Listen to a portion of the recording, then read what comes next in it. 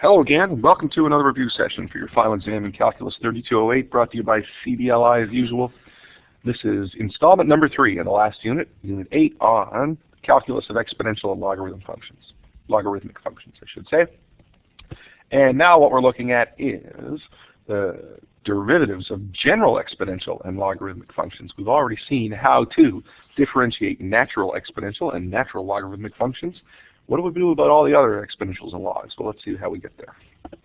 So first of all, we're going to look at how we differentiate y equals a to the power of x, where a can be any number at all now. So any real number as long as, ooh, that's an ugly R, as long as a is going to be greater than 0. We're not going to deal with negative bases for our exponentials. And we're going to look at how do we differentiate log base a of x with the same conditions. Okay? And we're going to look at derivatives of simple variations of those. So not into the real heavy differentiation with that stuff today, because it is a little more complicated than e to the power of x and ln x. But we're getting there, don't worry. Okay, so next, let's start by figuring out how do we differentiate y equals a to the power of x. So we're going to use a little bit of a fancy dancing technique here. This is something called logarithmic differentiation. Now, we don't really cover that as such here. We're just doing one little flash at it. But later on in a unit, or in a couple of sessions from now, we're going to tackle logarithmic differentiation in all of its glory. But for now, we're going to start with this function, y equals a to the power of x. And if you look down at the very end, we're somehow going to get this for its derivative. And just try to follow the technique for now and see if you understand what's happening here. So we start by taking the natural logarithm of both sides of this equation. So we get ln y equals ln of a to the power of x. Why do we want to do that? Because what it does is it allows us to take this x and apply our exponent rule and throw it down in front so that we get this expression right here. Okay? So we only know at this point how to differentiate e to the power of x and ln x. So with this different base, we're kind of up the creek, so to speak, until we apply this. And now what we have over here is just a constant times x. That's like a linear function. And on the other side, we have a ln function with something hiding inside of it. So let's remember, if we will, that the derivative of ln x, if I take ln of x and I differentiate that, I get 1 over x. So the derivative of ln y is going to be 1 over y times dy over dx, implicit differentiation. And the derivative of this stuff, which we said was just a number times x, is linear, so it's just going to be the slope, which is ln a in this case. Okay, so we multiply both sides by y, and we have an expression. But since the original function was done in terms of x, we'd like to have this in terms of x as well. So we're going to substitute, instead of y, we're just going to call it a to the power of x. And lo and behold, what we have is our derivative. Very similar to what we saw for e to the power of x, remember. The derivative of e to the x was just e to the x. The derivative of a, which is any other number to the power of x, is a to the x multiplied by the ln of a. Why is that? So how come this function works for everything but e? No, it works for e as well. Let me show you. So let's say we have y equals e to the power of x, and I try to apply this formula right here. I'd get dy over dx is equal to e to the power of x times ln of e. But since this is log base e of e, we know that that's just equal to 1. So this is e to the power of x times 1. And there it is. All right, neat. Let's move along. Now we're going to try to differentiate log base a of x. We've already differentiated a to the power of x. Let's see if we can tackle log base a of x. All right. So we'll start with the function as it looks right here. And let's change it from log form to exponential form. So that's our first step here. So now we have a to the power of y equals x. Why would we do that? Well, because we just saw that if I have a to the power of x and I take its derivative, I get a to the power of x times the ln of a. And this is a to the power of y that I have here. So that's going to be a to the power of y times the ln of a. But I need an implicit derivative because y is a function of x as well, times dy over dx. And the derivative of x, of course, is just 1. So we'll isolate that derivative, dividing both sides by all of this junk over here, and we have that. Okay, that's not so bad, except we don't want to have our derivative in terms of y. We want it to have it in terms of x. So I'm going to substitute y equals log base a of x, which is what we started with, and I'm going to put that right in there for y, and I get this expression. Now that's kind of gross looking, but let's remember, once again, that if I apply a function and its inverse in sequence as a composite function, then the two functions really just sort of cancel each other out and give us just x. So a to the power of log base a of x is just x, and this becomes the derivative of log base a of x. So let's check to see if that formula works for ln as well, which is one we already know. Let's see if we get the same thing. So let's say I have y equals ln of x, which is log base e of x, remember? So then the derivative according to this formula should be dy over dx equals 1 over x times the ln of the base. And we already said ln of e is 1, so yeah, it works for that one too. Cool. Verify. Next. What we have here is a real nice summary table. So if you want to pause this and take a picture of it or write it down, tattoo it to the insides of your eyelids, so anytime you want to see it, you just close your eyes. Anything like that. But what we have here is just a table of derivatives for exponential functions, whether they're base e or base anything, and for logarithmic functions, whether it's base e or base anything. So that's a good summary table. So while you're learning these for study purposes, that's a really helpful thing to have at your disposal. So don't forget that stuff. That's going to help us with everything else we're going to do in this session. So here we go.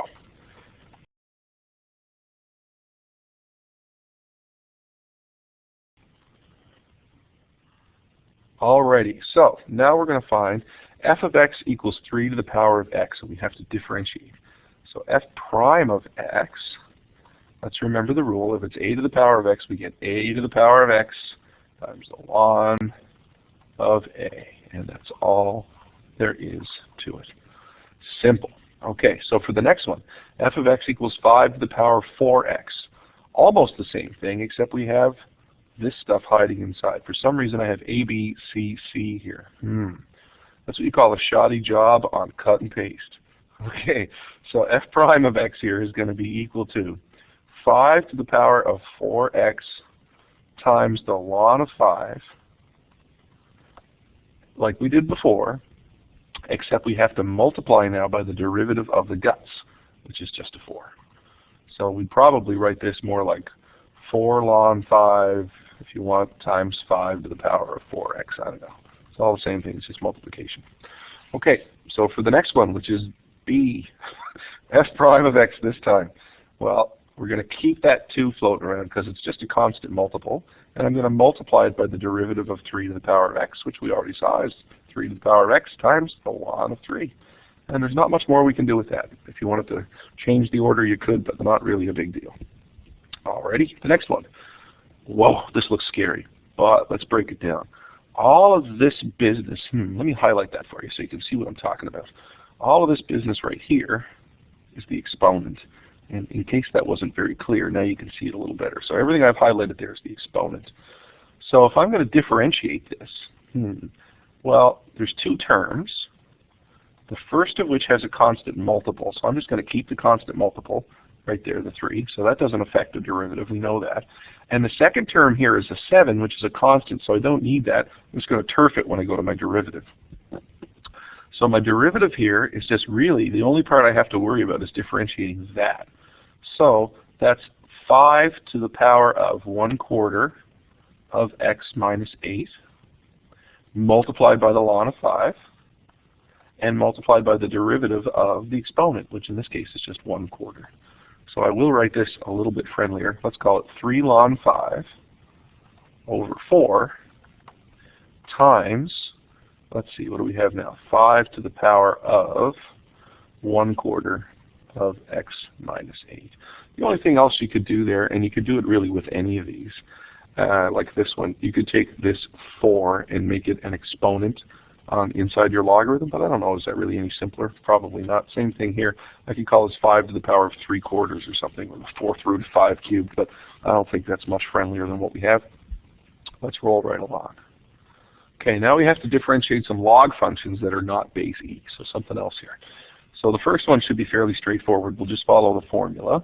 So this is going to be, remember, the derivative of this is 1 over x, and on the denominator I include the ln of the base, which is 7. So it's 1 over x ln 7.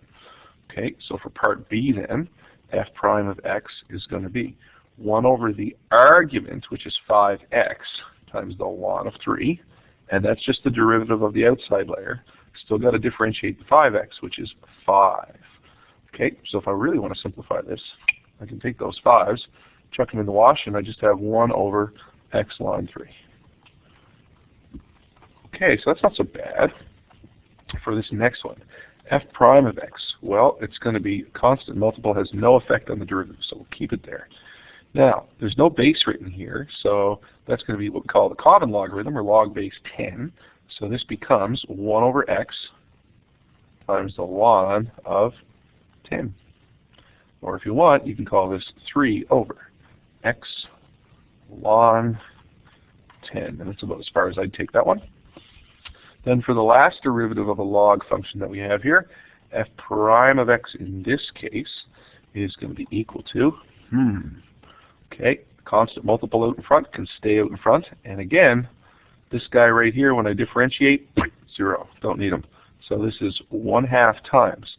So the derivative of the log is 1 over the argument. So that's 2x minus 7 times the ln of 5. And I'm going to multiply all that by the derivative of the argument, which is just 2. Let's get that out of our way so we don't think it's hanging around there for any particular reason. So 1/2 times 2 goes away. That's nice. So I just have 1 over 2x minus 7. Like so. Oh, the minus is not very clear there. Sorry about that. Let me rewrite that. That's 2x minus 7. First day of my new hands, can't I? And that's multiplied by the ln of 5. And then we're in good shape with that one. Okay, so there's our derivative there. Everything should be happy. Okay, not much to that. Is that all, or we got some more here? Oh, I think we got some more. Look at this. Differentiate each function in 2 different ways. Well, it's bad enough we got to do it one way. Now we got to do it two ways. Nah, not so bad.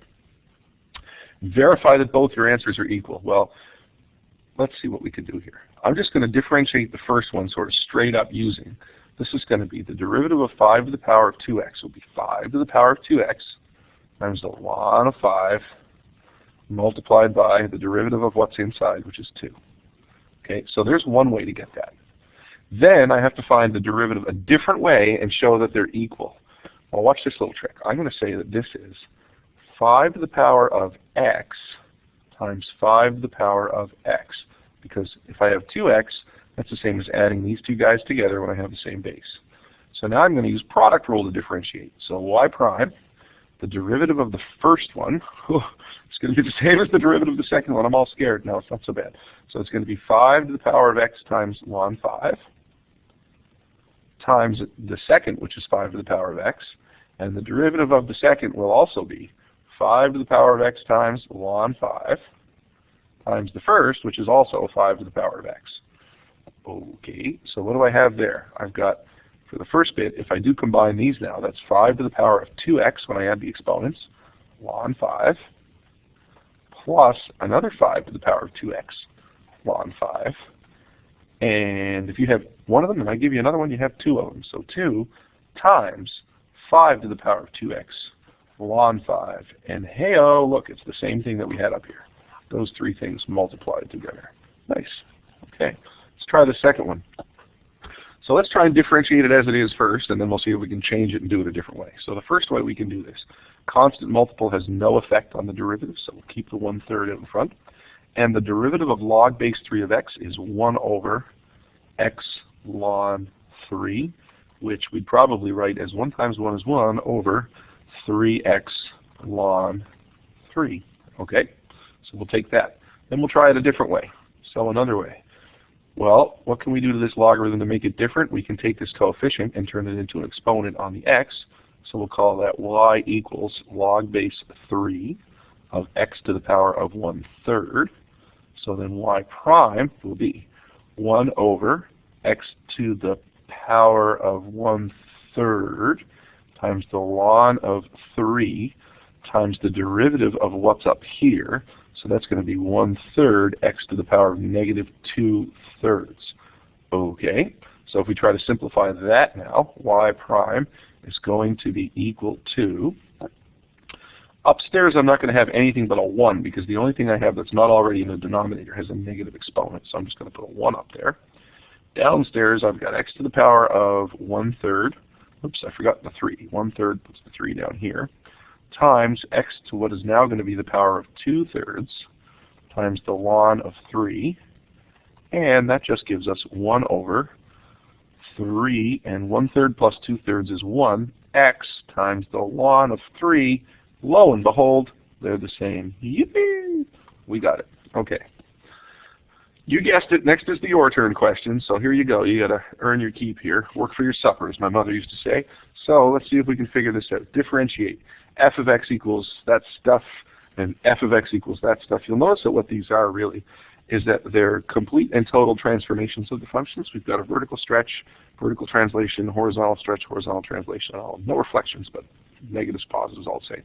So basically, we're differentiating all the possible transformations of an exponential and a log today, and we're going to combine them with other types of functions in our next session. All right, so I'll jump to the solutions for this if you want to pause and work it out. So there are the solutions. Not much to it. A lot easier than what we've given you for some of these things. So here you go. And then we'll take a look quick at a summary of all the stuff that we looked at today. So to summarize everything, for the general exponential function, there's a derivative formula that we went over several times. And for the general logarithmic function, there's a derivative formula that we went over several times. And it's important to remember that when we differentiate exponential and log functions, that the laws of exponents and logarithms, as well as all of our standard differentiation rules apply. So the only thing that makes this complicated is we've got two sets of rules. We've got rules for exponents and logs, and we also got our rules for derivatives. So got to keep it all straight and make them work together. Lots of fun. All right, if you have any questions, post them up. Thanks for paying attention if you did. And I hope I'm helping you out there, and get ready for those exams and do real well. All righty.